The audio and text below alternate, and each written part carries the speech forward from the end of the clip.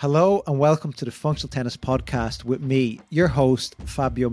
Every week I speak to the big hitters in the world of tennis, both on and off the court, about the game and how we can all get 1% better every day at what we do. As an ex-national team player, I know exactly how tough this can be, so I'm on a journey to get the very best tips and advice from the world of tennis.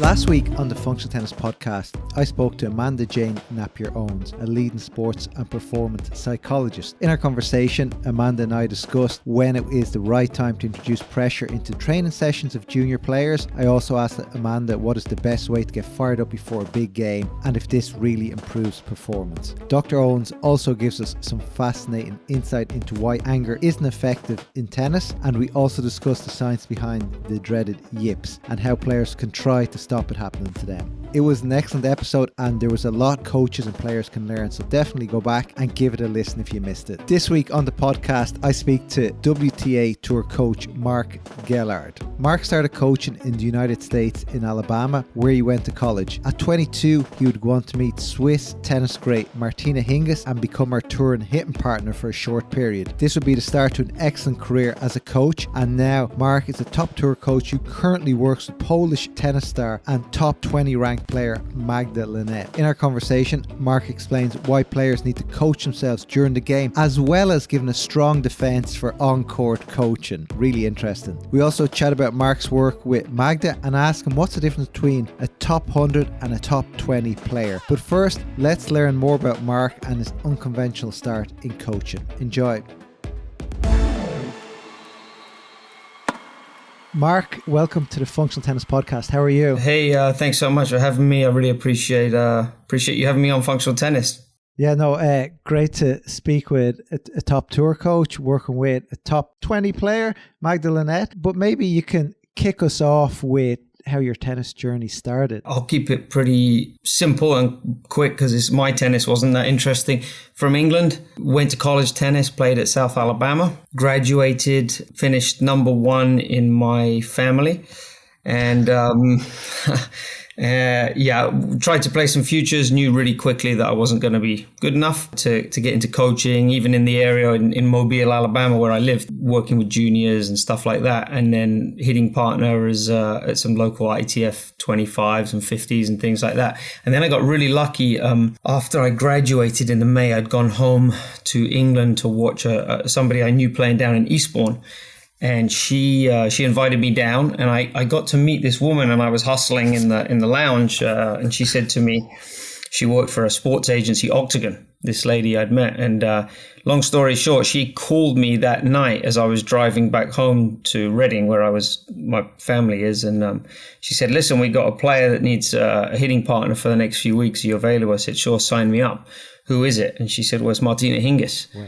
I said, well, yeah, sure, I'm available. So I was a bit nervous because I hadn't hit much since I'd graduated, and, tennis was kind of winding down. But I went out literally next day and met her, and she was great, and she kind of liked it. So we carried it on through the summer till about US Open. Wow. And what did you learn? What was Martina like? She was great. Probably the most coachable player I've ever had. And you got to remember, at the time I was 22, so I knew nothing, really. I knew less than nothing, and she was so open to ideas. I always considered myself fit and a hard worker, and then I met her and I thought, she made me look bad. The amount of hours on the court she did, the run. We would start off 6:30 breakfast. We were in the gym for an hour at 7:30 doing interval training every morning, and then you're on the court for 2 hours. Then you lunch. Then you take a nap. She'd take a nap, and then you're back on the court from 3 to 5, and then we'd go running on the beach in San Diego or running down by the lakes, wherever it was just nonstop. Probably she overdid it, to be honest, but she was in great shape and so professional. How old was she at the time, roughly?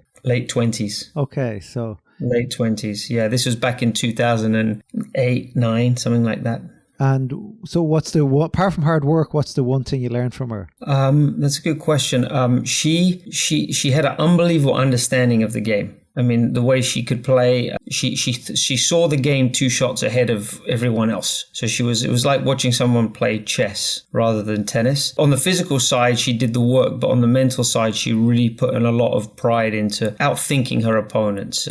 From that side, I think a lot of time nowadays, players just try to win the physical battle. And the mental one is not so important, but she was really smart on the court. And where do you think she picked that up? Was that just growing up, just who she was, or can that be taught? Yeah, I think so. I think we have to hope it can be taught. Otherwise, as coaches, we're in trouble, because I think some people think it's you're either born with it or you can make it. I think it's probably a bit of both. She obviously, her mum coached her growing up. The difference for me with her and that generation was that they were tennis players 24 hours a day. So she woke up and thought about tennis, and she went to bed thinking about tennis. Now, not so much. I think a lot of players, they're tennis players when they're on the court or in the gym, but the rest of the time there's other things. But she watched matches. Even at the tournaments we were at, she went and watched other matches. She would watch her own matches on video. I think that a lot of tennis IQ and understanding of the game comes from playing, but also watching other people. Yeah, we've had a few coaches on recently say that, where players these days, they don't know old players, one, and secondly, they don't watch enough videos even of themselves they don't watch full tennis matches. And you're right, there's a lot to be learned, and you're mixed in this world where you're surrounded by these professionals all the time, and you can clearly see that, can you? Yeah, I mean, I always remember when you're teaching really young kids how to play, the best way for them to learn, that you have a line of 5 kids and one of them's hitting a forehand. The best way for the others to learn is they watch and they learn from each other and they observe and they imitate. And I think we've lost that a little bit. Players come and they have a coach. Okay, teach me how to do this, coach, for these 2 hours. And then when I leave, it's, I might remember some of it, but you got to teach me. Rather than, it always is better if the player learns themselves by teaching themselves. And one of the things I think we've tried to do with Magda recently is, instead of becoming, you see a lot of players in matches pumping themselves up, making this, come on, let's go, let's fight, this kind of mentality. That's great. But really what I need you to do is coach yourself in a match. I don't need you to motivate yourself. You should already be pumped up and all that stuff. Coach yourself. Be aware of how you're losing and be aware of how you're winning. Because I think a lot of times now players are just playing point by point and they're not really sure what exactly. It's the old, from the inner game. Was it the inner game of tennis, or who's doing what to whom? I think it's pretty accurate still. Are you against on-court coaching? No, I'm in favor of it. I wish they would bring it back. I love on-court coaching. I wish the WTA would bring it back. Is it gone? I didn't even know it was gone. Yeah, so during COVID, when COVID came, on-court coaching was gone. So that was where we would be mic'd up and we could go onto the court once a set, or you could go on again if the opponent had a medical timeout or a toilet break. And then COVID came, so they said, no, we're scrapping that because we don't want to be seen as having people close together. So they scrapped it and it never came back, and they've implemented off-court coaching now. Okay. So you can coach from the seat that you're sitting in, but you can only coach from that assigned seat. If the player's near you, you can talk a little bit. But it's not as useful. I preferred the old way. But I think I'm in the minority. Speaking to other coaches, I'm in the minority. Seems to be the male coaches don't want it, and the female coaches are split between, some just want the players, they don't want it, they want the player to just figure it out. I just think that's such a stupid argument. I just have no understanding of that. We're in a sport, it's an entertainment for one, so we want the players to be performing as well as they can to increase the entertainment value. Every other sport does. People say, well, it's an individual sport. Yeah, but so is boxing. And they have, between rounds, they sit down and they can talk to their coach. You have golf that it has a caddy with them the whole round. It doesn't make any sense to me. And I think that by offering the option of having it, you can use it. And if you don't like it, you don't have to use it. So if you're a player that says, no, I want to figure it out for myself, then no one's stopping you doing that. Yeah. Figure it out for yourself. But if, you want to have it, I think you should be able to, especially since these players are independent contractors. They're paying for their coach, right? They're paying a lot of money for these coaches to be at the tournaments with them. And then we're saying, no, you can't use them. Doesn't make sense to me.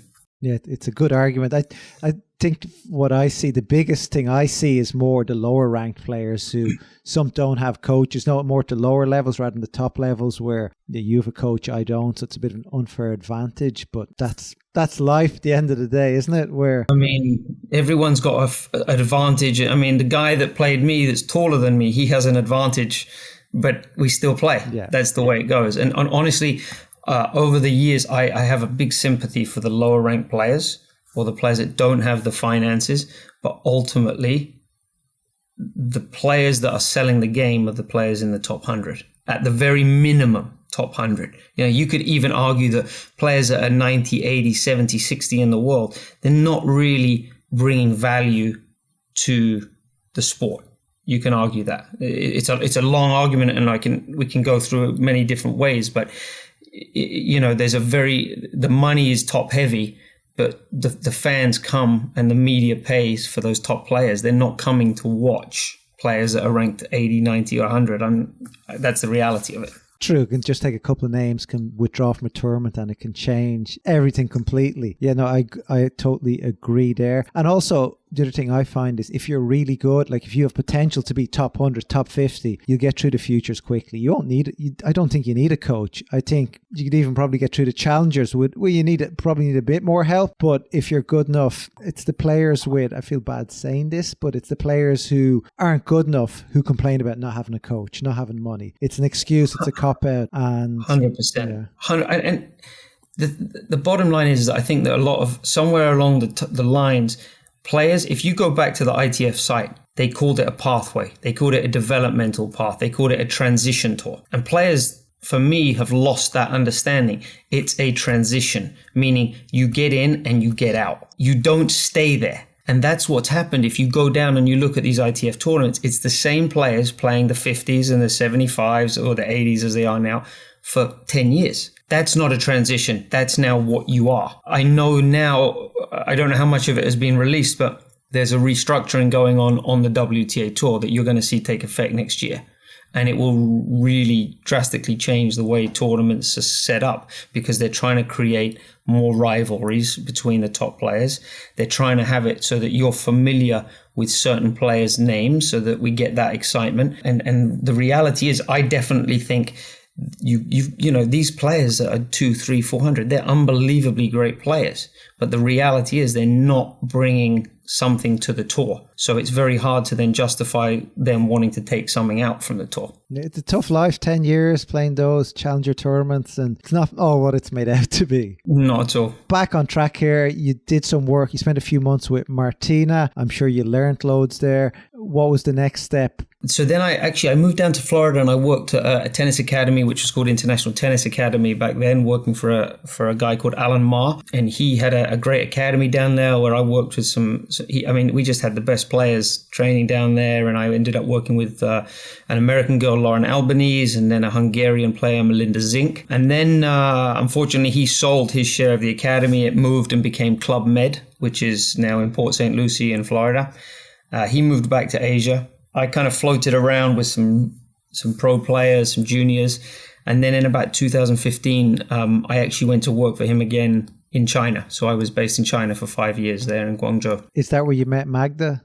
Yeah, so Magda, it's a strange one because Magda was living in China for about 2013 or 14. Why was that? She had also met Alan, who owned the facility there called Star River, and he's a generous guy. He helped her out with training costs, provided her some opportunities, and she ended up staying there. And we had a lot of good players. Magda was there, Zarina Diaz from Kazakhstan, Zheng Sai, Peng Shuai was there, and we had a lot of other players coming in and out. And top juniors, and they have a great setup at the academy there. So it was a really good training base. So I was based there, and that's where I met Magda. Okay, and you did a bit of work in Kazakhstan. Was that after? Before? That was before. Yeah, I skipped over that part. It seems like been alive that's a long time. About 2012 maybe, came over to Kazakhstan, did a year working here for the federation and worked with the transition girls. Had about 4 transition girls that were in that 500-600 range. just kind of helping them. And a couple of them ended up going off to college and doing okay there. A couple went up to about maybe 250, 300 and did okay. So yeah, it's not easy. And that's where we're recording from today. You're back there at some Billie Jean Cup. Does it feel good to be back there and meet a few old friends? Yeah, in my old stomping ground here. It's changed a lot, but great tennis culture here. Obviously, they have, they're also making a big push to try and grow some homegrown players. Obviously, they brought in some Russians over the years with Rybakina and Andrei Golubev and Yulia Putintseva, etc. But they've got some local players that are doing well, and they've got a great setup here with the federation has kind of an unlimited budget with the guy Boulat that owns the whole place. So they have some great training facilities here all over the country. So they're doing well. Yeah, the unlimited budget really helps to, you can bring in players from safety and, provide for a lot of them. So the Rybakina story's been interesting. She's been a powerhouse, really. I'm kind of hoping she doesn't feel too good over the next few days while we play her, because she's been on a roll this since the start of the year, really.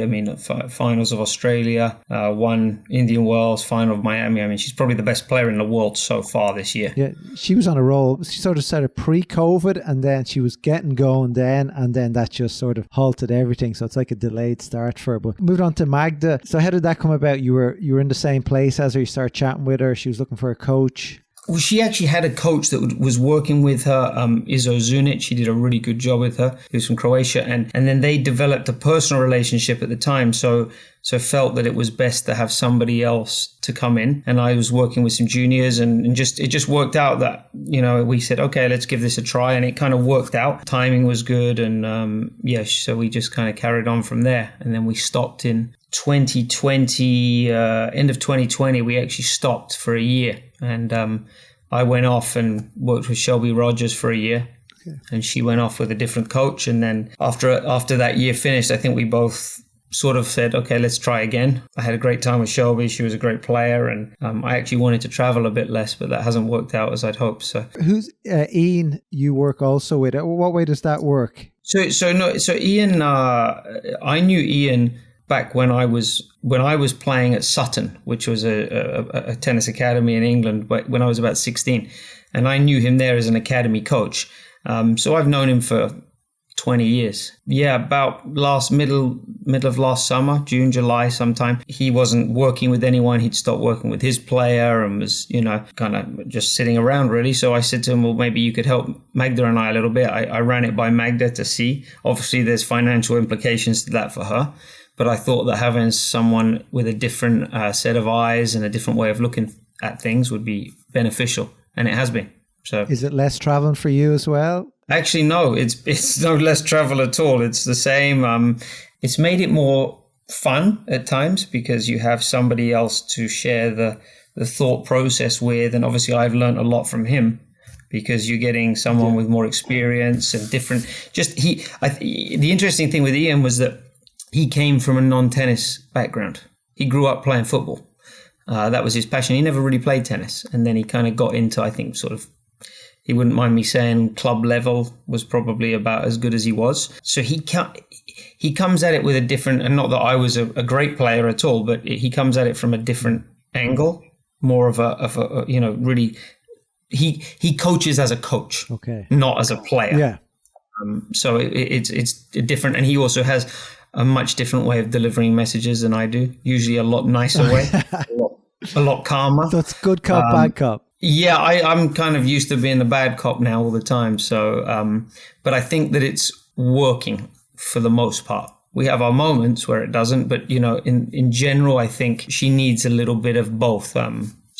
So Magda was top 100 for a long time. You say she's been top 100 in general 8 or 9 years now, you were saying? I think it's 8. It's at least 8 years in a row now. So she's consistent, but I think for a while she was more the lower ends, or I don't know, the higher ends. Yep. I'm not sure what way to say it. Yeah. But she was more near the 100 side for a long time. And more recently, like she was top 40 and now she's top 20. A few weeks ago, we had Talon Greeksport on the podcast, and he explained the differences between, the futures, the challengers, and the pros, and he explained that quite well. But maybe you can tell us the difference between a top 100 player and a top 20 player. It's a good one. It's Over the years, Magda has, back in about 2019, we got to 33 in the world. She won 2 WTA titles within 6 months. She was doing really well. I think that now she's top 20. I think she's playing better. Yes. I think that she's developed a little bit more belief. I think the run that she had in Australia and at the end of last year gave her some belief. A lot of people ask me that question, but I don't know if there's one answer. I think, I see players that I think, first of all, we scheduled better. We have to schedule better because I had her playing too much before. So we've had to reduce the amount she's playing. She's not young. She's 31 now, so she's not old, but she's not young. Schedule a little better, more training blocks. But then obviously when you take more training blocks and play less tournaments, you better perform in those tournaments, right? Because you're not playing as much, so you have less kicks at the can. I think that she's just a little bit more consistent and a little bit more comfortable in what she's trying to do on the court. She's mastered a little bit more her own craft, and she's a little bit more secure in what she wants to do every day on practice, in the match, and her expectations. I think this, in Australia, when she had a good run, it was a coming together of a lot of years of work, though. And, if we could bottle that up and keep it, we'd be great. But it was a moment where her level of competitiveness was so good. Her focus was so narrow in what it needed to be. And then her tennis also was great. She was striking the ball well. So all those things came together at once. But I don't think that she was not capable. If you look at her results over the last 2018 or 19, she beats Osaka at Washington. And then that year, Osaka wins a Grand Slam. She beats Barty 3 years ago at the French Open. And Barty won the Slam the following year, I believe. She beats Svitolina at Wimbledon. She's beaten the top players in the Slams, in big tournaments, I should say, for a while. But it's a matter of doing it consistently. Yeah. And it's an interesting dynamic now because for the first time, she's more at the top of the mountain looking down rather than at the bottom looking up. And I think that's a new pressure for her that it's going to take some time to get used to. Yeah, it's definitely, isn't it, where you're expected to win and all of a sudden it can be tougher. And so you say better decision making, more belief, better scheduling, more training blocks, more consistent. And also, I think the last thing you mentioned was where she's better at understanding her game. Is that right? More so, how would I say it? Yes. She probably knows her game, so it's easier to execute. It's the one thing you do rather than try and do everything. Yeah, I think she's been clear. I think Ian's helped out as well. As a coach, you don't want to say to players that you can't do something or you're not good enough to do this, But the reality is you have to know what you can and can't do on the court. When we're doing our training now, I think it was David Goggins. I loved his book. He wrote some books and he says you don't rise to the level of your expectation, you fall to the level of your training. And I think now when she's on the court, we're either training for the purpose of training. We need volume in the off season. We're training to improve, working on something specific, or we're training to win. And I think, now when we go to practice, we're saying, okay, today in practice, when you're practicing with this girl, the goal is to win. I don't care how you do it. You win. That's the goal. Every point, it's just like that mental focus. Right. Just go out and win. And I don't care how you do it. And then maybe the next day it's, no, we're going to train today to improve. We're going to work on something specific. And then maybe, during your off seasons or training box, you need to put in the volume. I think we're training a little bit smarter than we had before. So I wish I'd done it before. You're learning. Look, she's learning, you're learning as a team.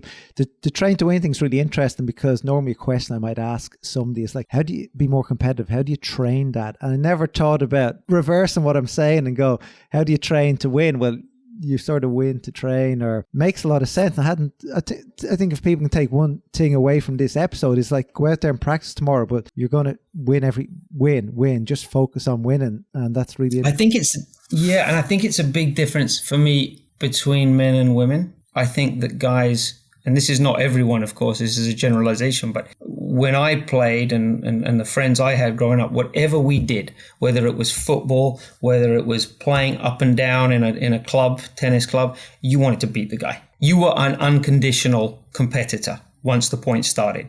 The women a little bit more can be more conditional. It depends on other things, can influence how well they might compete that day. A lot of times in practice as well, you see so many times, no, I don't want to play points today. Or should we just play a tie break? No, we're going to play a freaking set and you're going to try to win it. And that's the purpose. And if you lose, then you will deal with it. I think there's so many players don't want to put themselves in that position. And you do get some pros, they lose sets, but then the match situation, they're different as well. That's kind of interesting, where it's what you're saying there. But they lose sets to X, Y, Z. But if they get them on a match court, they're not going to lose. Exactly. And don't get me wrong, there's times where we'll play practice sets and the goal is not to win. The goal is, hey, I need you to work today. We need to improve body serves. We're not using the body serve enough. So I want 75-80% of your serves today just going at the body. I'll give you one a game where you can serve out wide or down the tee, and that's it. And you might lose today because you're going to work on that. But you also need to practice winning. Winning's a habit. That's a really fascinating point from Mark. When I had Gianluigi Quinzi on a couple of weeks ago, he mentioned that throughout his junior career, the thing that made him different from the other juniors was his unconditional commitment to winning. Yes, for any player at any level, there are days where you have to train to improve certain things. But if you want to climb those rankings, you want to be one of the best, you have to make winning a habit every single day. This is just a quick reminder, you're listening to Functional Tennis, the podcast that helps you get 1% better every day. With me, Fabio Molly. Coming up on the podcast, I asked Mark, does he remember a time when he thought that Magda's training had clicked and there was big things coming? Mark also explained why the key to building a strong coaching team is assembling people with different specialisms. And I also asked Mark, speaking of juniors, we mentioned them a lot, what is the number one most important trait juniors players must have to go pro? But first, I want to ask Mark how he incorporates consequences into training. Is there ever consequences? Do you throw them in? I think that depends on who you're working with. The guys love the consequences. They love the butts up or for money. I think girls, in my experience, if you've lost, that's already enough for them to feel not happy about it. I don't want to add anything more to that. That's all they need. And when you've training partners in sessions, do you use males or females, mix or predominantly one? If we are working on things, I don't mind if it's a girl or a guy. I think it's fine with either. If we're playing points, I want a girl. I don't care the level, junior, senior, younger, old, doesn't matter. It's a different, when she plays I used to hit a little bit more than I do now, but once in a while we'd play a tie break. Okay, let's play. The way she's going to compete against me is different to how she's going to compete against another girl. It's a different pressure. She needs to play against other women in my opinion. I think that's important. Did you take her down? Of course. We've got no chance. But even the ball you get is completely different. I know it's obvious, but I remember used to play in the National Academy here, and sometimes they throw in the girls, and all of a sudden it's a big flat ball coming at you, and it takes you a while to step in, adjust, and be the same for them, where they're getting a big, heavier ball, and it throws them off as well. It does, and I know a lot of people say, well, it's better to train with guys because it's a bigger, better ball. I don't know if I want a bigger, better ball. I want the ball that they're going to see 90% of the time, because we've got guys in Florida that have come out and hit with her, and they're 15 years old. If they hit properly their forehand, we don't have much chance of staying in the rally. I mean, we can't put 3 balls back because it's a different ball. It's just completely different. So I don't always like that idea. And a flat ball coming at you from both sides is pretty hard to, the women's pace is quite pacey, and being flat, it's just shooting through. So it's tough to deal with, especially if you're an amateur like me. Very much. Actually, I know quite a friendly with a player, Darian King, who works with Sloane Stephens. And we always joke him because he was a hell of a player. I mean, he hits a great ball. And he says, Mark, if you put me in this backhand corner with Sloane or forehand side, I struggle. I mean, these girls just rip the hell out of the ball, and it's fast and hard. But, they do this well. But I think, for me, I'd rather have the Magda hitting with a ball that she's likely to see in a match. And looking back through the past few years, I know this was Magda's 29th attempt at a Grand Slam when she reached the semis this year, which is, it just shows that hard work and the commitment to get better. But was there a day that you remember in training that was like, okay, everything's clicking now?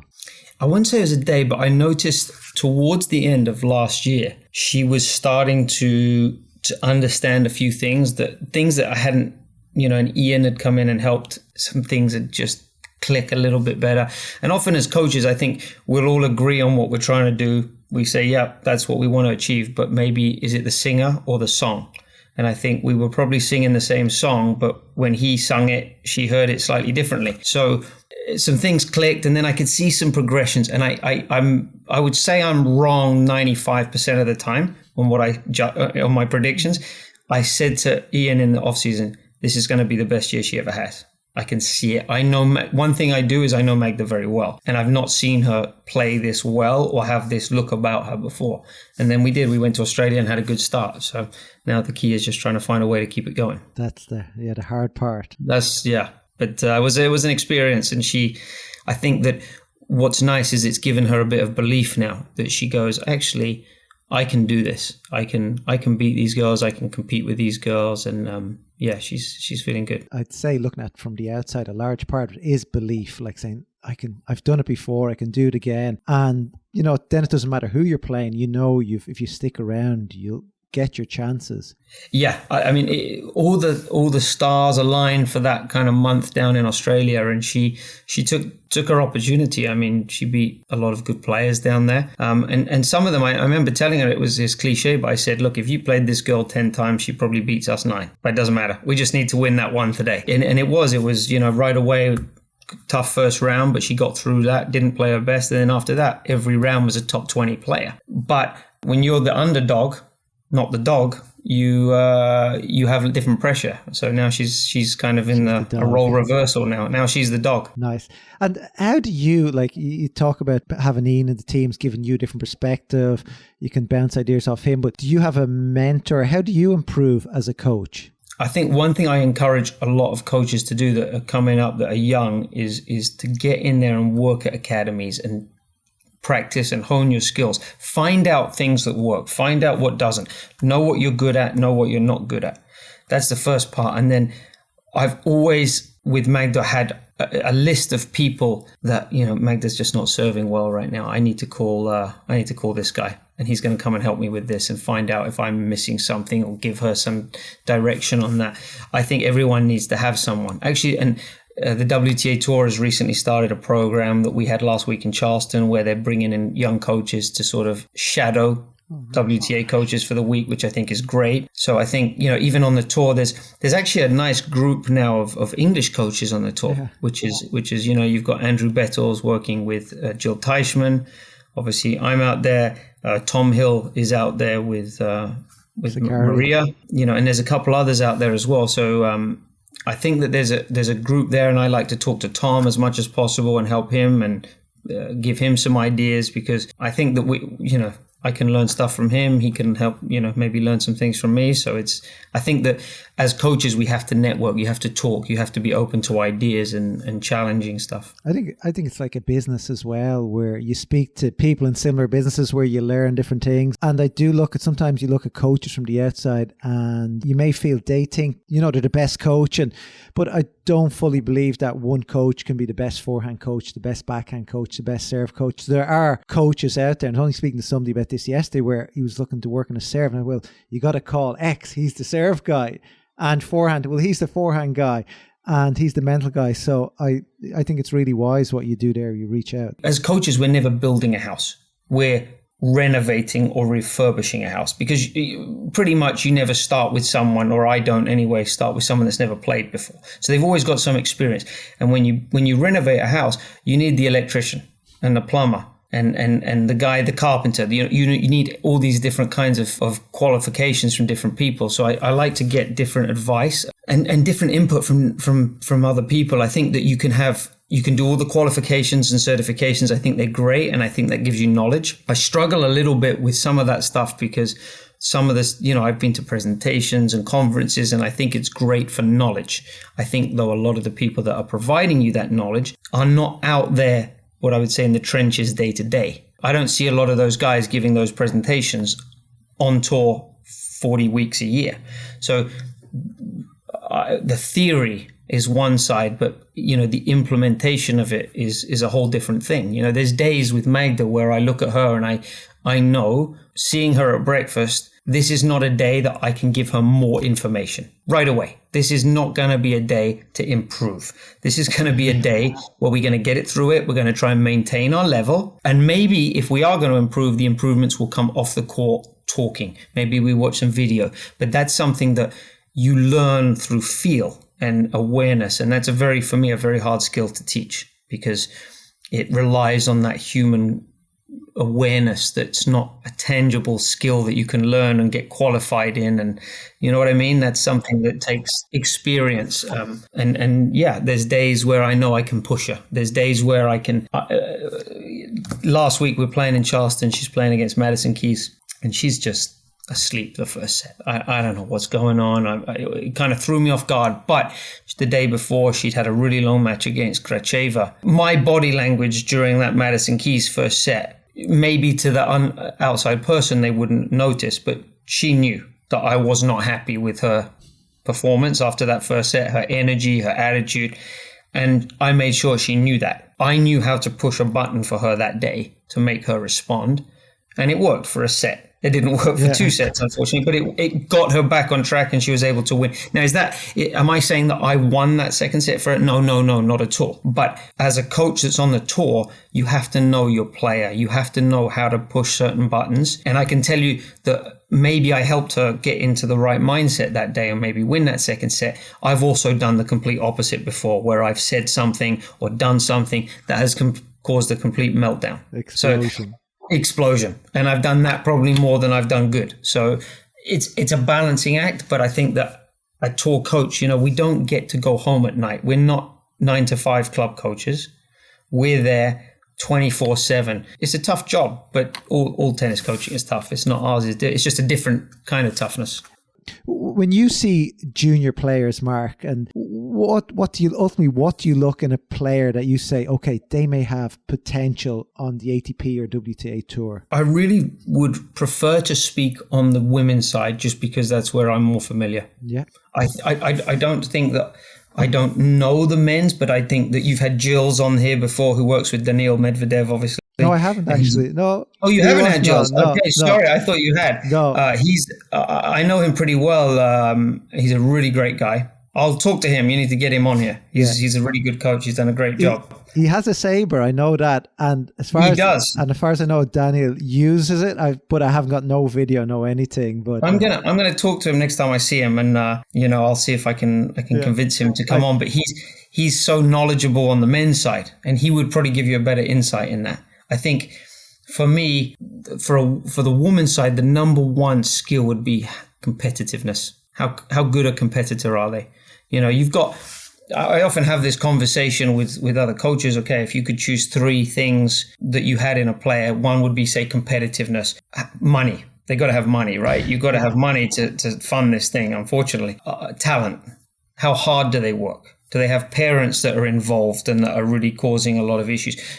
What are the 3 things you want? For me, it's going to be how hard they work. It's going to be competitiveness. And then they are going to have to have money. They're going to have enough money to give themselves the opportunity. Otherwise, they're going to end up maybe in college or going down that path. But I think for me, if you can find a girl that really competes hard, you look down that top 100 list of players in the world on the women's side, and you're going to see girls with all kinds of physical abilities.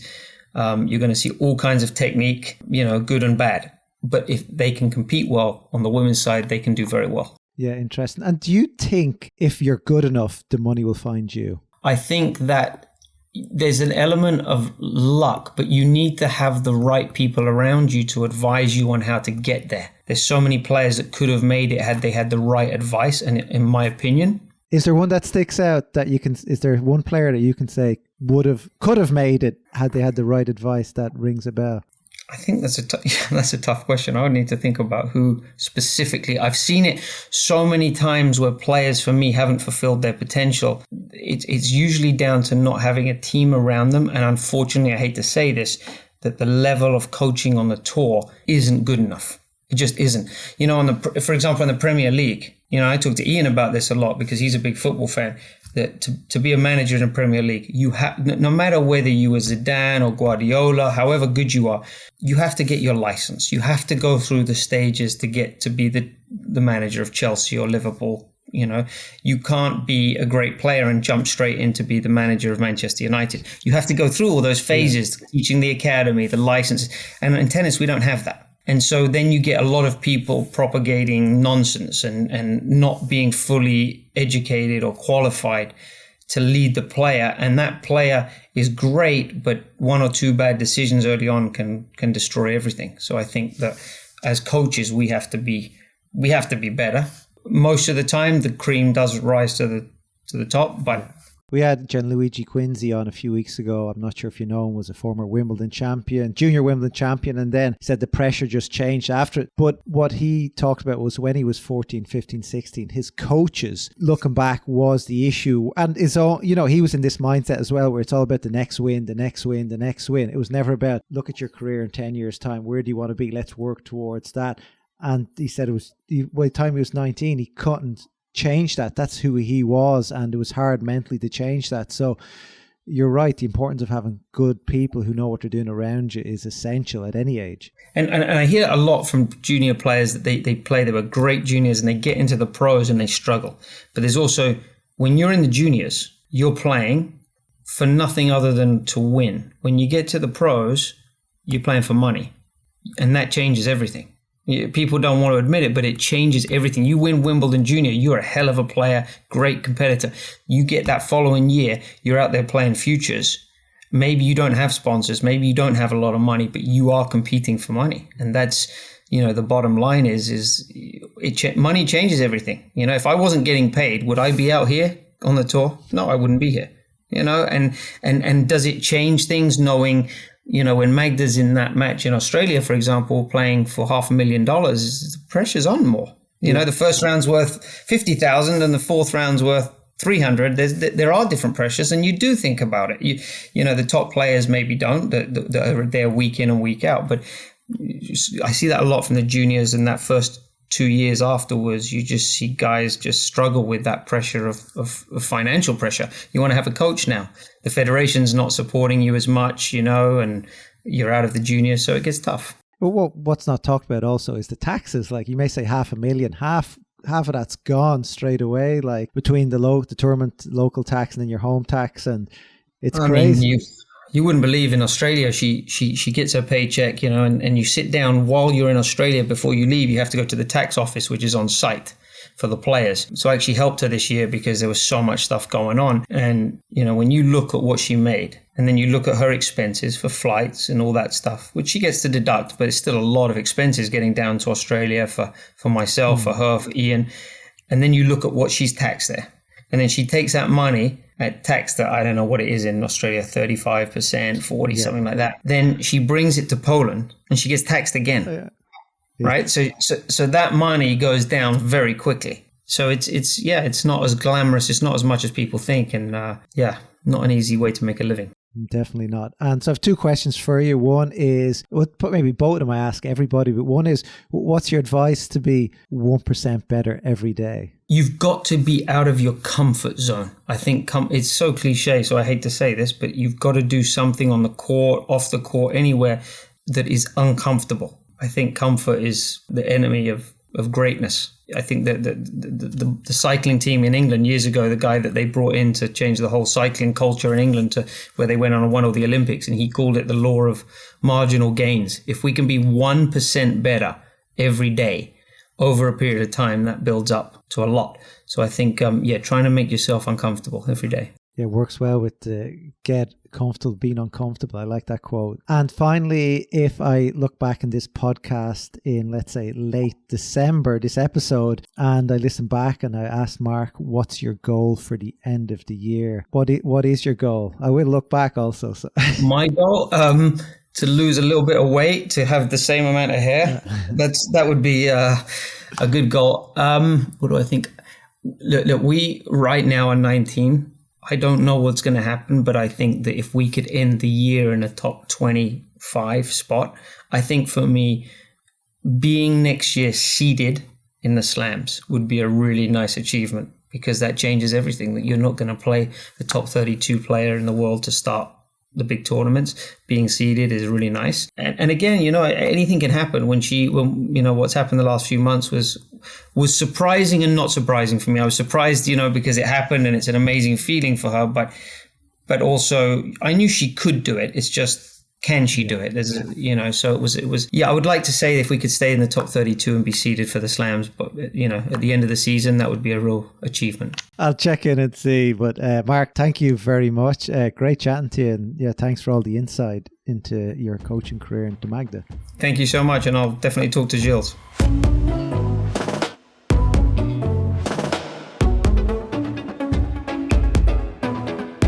That's the end of the show for today. It was a fascinating conversation and I'm really looking forward to chatting with you again and reviewing your progress on those goals. Thank you all for listening. Next week I won't have a show for you. I'll be taking a short break while I'm at the IMG Future Stars tennis tournament in Greece, filming some of the world's best under 12s in the world. But I'll be back in May with more.